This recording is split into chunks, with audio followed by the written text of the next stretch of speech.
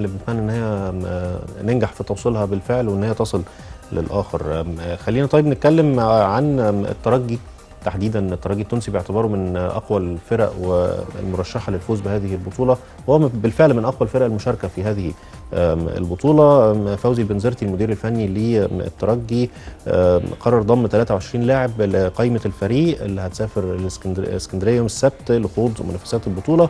البنزرتي في تصريح ليه قال ان البطوله هي خير استعداد قبل نهائي افريقيا امام الاهلي، والموسم المقبل ايضا للدوري التونسي. لو ذكرنا القائمه سريعا: في حراسه المرمى معز بن شريفيه، علي الجمل، وسيم القروي. في الدفاع شمس الدين الزوادي وعلي المشاني، منتصر الطلبي، فريد الماطري، ايهاب المباركي، خليل شمام، وحسين الربيع. في خط الوسط غيلان الشعلاني، الفرجاني ساسي، فسياني كوليبالي، ومن اللعيبه المؤثره بالتاكيد في فريق الترجي في الفتره الاخيره فرانك كوم، الياس الجلاصي، وسعد بقير. اما في الهجوم فخر الدين بن يوسف، ماهر بالصغير، انيس البدري، ادم الرجايبي، طه ياسين الخنيسي، وبلال المجري، واخيرا هيثم الجويني. تمام. تعليقك على هذا التصريح يمكن كمان من البنزرتي تحديدا ان هذه البطوله هي خير استعداد، يمكن ده دليل ان مش كل الفرق داخله هذه البطوله بجديه كامله، ولا نقدر نقرا منين هذا التصريح؟ طبعا، يعني خلينا نتكلم برضو في بعض الفرق داخله يمكن هتشارك، هتريح مجموعه كبيره من اللاعبين الاساسيين. وتحديدا يعني لو اتكلمنا عن الاهلي المصري، لان لسه بطوله الدوري لسه منتهيه منذ ايام قليله. بعد كده لسه عندنا ماتشين كاس مصر، الدور السيمي فاينال والفاينال طبعا. بالاضافه الاهلي بيشارك في دوري ابطال افريقيا وتاهل لدور الثمانيه مواجهه الترجي. فعشان كده كابتن حسام البدري فضل ان هو يريح حوالي 6 أو 7 لعيبه من النادي الاهلي، يديهم راحه سلبيه في بدايه البطوله، عشان لعبوا ماتشات كتيره جدا، ضمنهم طبعا عبد الله السعيد، احمد فتحي، علي معلول، يمكن اكتر من لاعب من النادي الاهلي، حسام عاشور طبعا. فبالتالي الاهلي هيبدا تقريبا بلاعبي الصف الثاني يمكن في اول ماتشين في البطوله. في انديه اخرى زي الترجي، لا، الترجي داخل بقوه الضربه، يعني الترجي داخل زي ما حضرتك قلت القايمه بالكامل هم لعيبه نجوم الترجي التونسي، ومنهم لعيبه كتير دوليين في منتخب تونس، مثلا طه ياسين الخنيسي اللي كان لاعب مميز وظهر قدام منتخب مصر في ماتش مصر وتونس الاخير.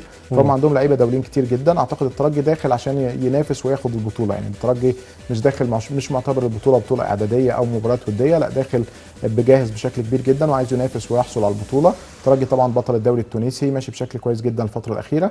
فانا اعتقد فعلا في رايي الشخصي ان الترجي التونسي هو المرشح الاول للفوز ببطوله دوري ابطال العرب في النسخه الحاليه، وهو يمكن اقوى المرشحين ويمكن فريق متكامل بشكل كبير جدا في كافه الخطوط. وفريق بياخد اي بطوله هو على محمل الجد، حتى لو بطوله غير رسميه، وحاطط لها هدف ان هي بيستعد من خلالها للبطوله الاهم في افريقيا، وهي دوري الابطال الافريقي في قبل النهائي امام الاهلي اللي هيواجه الاهلي. مظبوط. ليه برضه الاهلي ما يفكرش بنفس الطريقه؟ يعني الفكره ان ليه الانديه المصريه ما بتفكرش بنفس الطريقه دي يعني؟